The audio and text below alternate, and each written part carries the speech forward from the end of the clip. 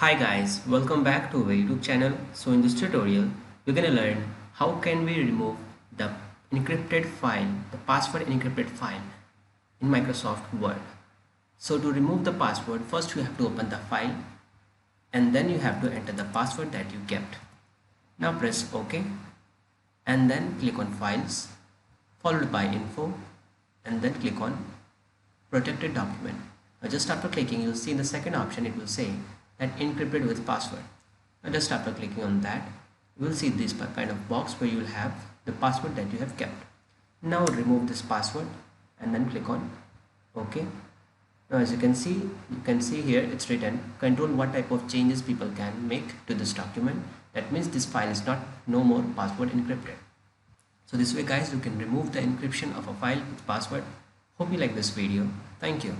If you really like the content, then please like the video and click subscribe to see more videos like this.